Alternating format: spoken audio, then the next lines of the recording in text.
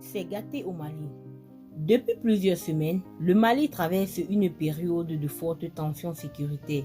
La situation devient de plus en plus inquiétante dans le nord du pays, particulièrement dans la région de Kidal, où les affrontements et les mouvements militaires se multiplient. Pendant ce temps, autour de Bamako, la capitale malienne, les groupes djihadistes renforcent leur pression en bloquant plusieurs axes stratégiques.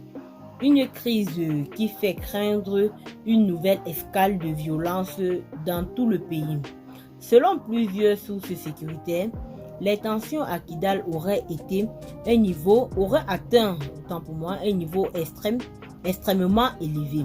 Des groupes armés lourdement équipés auraient été aperçus dans plusieurs localités du nord, tandis que l'armée malienne intensifie ses opérations militaires avec l'appui de ses alliés.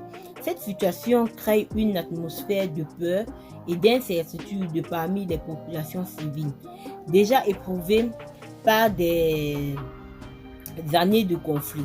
Mais ce qui inquiète encore davantage les observateurs, c'est le durcissement du blocus djihadiste autour de Bamako. Plusieurs routes principales reliant la capitale aux pays voisins seraient désormais sous forte menace.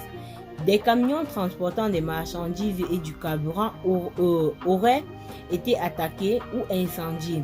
Cette stratégie vise clairement à fragiliser l'économie malienne et à créer une pression énorme sur les autorités de transition. Dans certains quartiers de Bamako, les habitants commencent déjà à ressentir les conséquences de cette situation. Les prix des produits alimentaires augmentent progressivement. Des transports deviennent plus compliqués et beaucoup craignent une pénurie de certaines marchandises dans les prochains jours. Pour de nombreuses familles, l'inquiétude grandit chaque jour un peu plus. Face à cette montée des tensions, les autorités maliennes promettent une réponse ferme. L'armée affirme poursuivre des opérations de sécurité sur plusieurs fronts afin de reprendre le contrôle des zones menacées. Cependant, les groupes armés semblent eux aussi déterminés à poursuivre les offensives malgré les importantes pertes enregistrées ces derniers mois. Cette nouvelle crise intervient dans un contexte déjà très fragile pour le Mali. Depuis plusieurs années, le pays fait face à des attaques répétées de groupes djihadistes, des tensions politiques internes et une instabilité persistante dans plusieurs régions. Malgré les changements opérés par des autorités de transition, la sécurité reste l'un des plus grands défis du pays.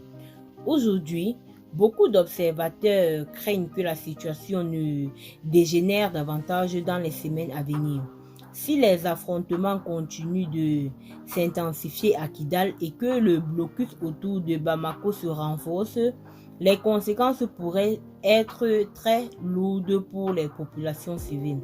Certains experts parlent déjà d'un risque de paralysie économique partielle si les principaux axes commerciaux restent sous pression.